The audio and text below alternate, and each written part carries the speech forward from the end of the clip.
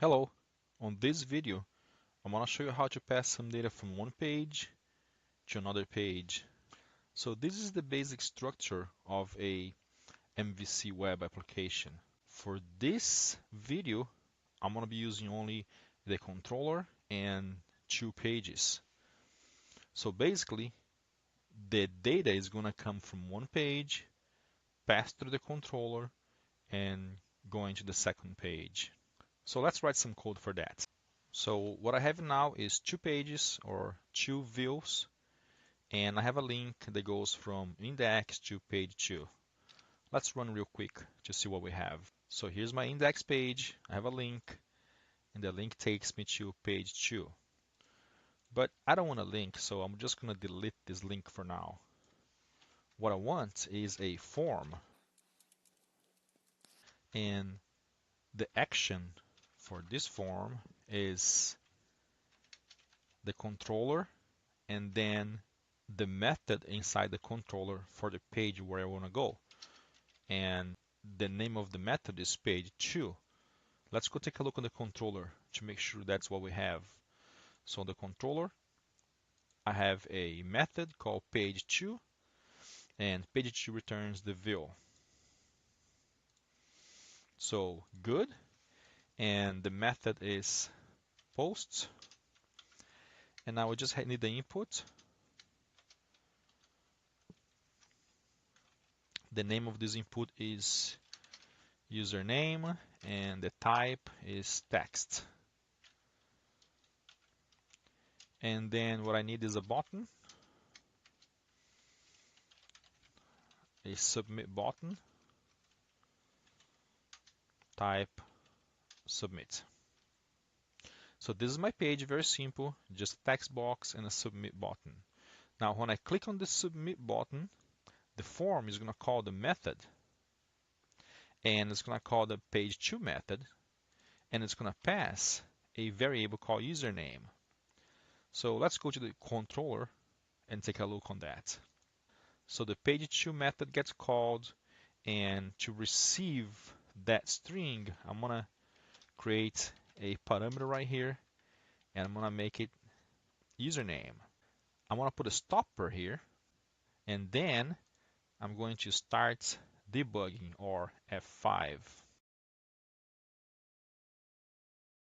So here's my page.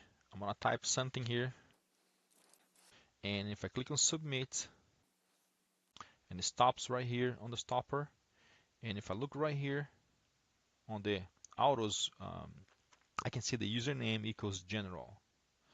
So this tells me that whatever I type is actually getting into this method. So good. I'm going to stop the debugger, and I'm going to create a ViewBag right here. So ViewBag dot username equals username. So now let's talk about the ViewBag for a second. So if you come to the Microsoft website and you take a look on the ViewBag property, right here it tells you that the ViewBag is a dynamic object, which means it has no predefined properties. You define the properties you want the ViewBag to have by simply adding them to the property. Now what that means is with the ViewBag, you can create any property you want on the fly at any time. So when I have ViewBag.username, I'm creating a property called username in the ViewBag.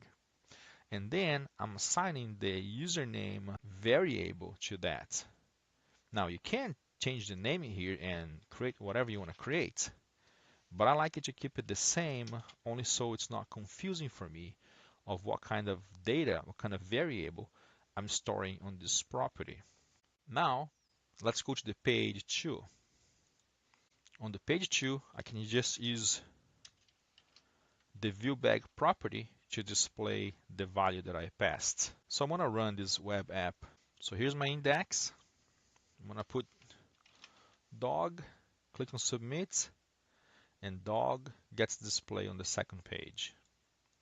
So that's great. It's passing one value from one page to another page, but what if I have another value? What if I have another data that I want to pass. So I'm going to copy this line, I'm going to paste it, and instead of passing username, I want to pass user age. And then on the home controller, I need to add a variable for the age. So int user age. And then I need to create another ViewBag property for the user age. And now on my ViewBag, I have two properties. One is the username, the other one is the user age. So I go to my second page and I display the same thing, but now the user age. So let's run this web app again. Now I have two text box. So one is going to be cat and the age is 7. Click on submit. It goes to the page 2 and you have cat and 7 on the second page. Now this is great if you have one or two values, but what if you have 10 values or 20 or however many values you have that you want to pass from one page to another page? Well, for that, we can use data binding and we can start talking about the model, but that's going to be a topic for the next video. So that's all for this video. Thanks for watching. This is easy and you can do it.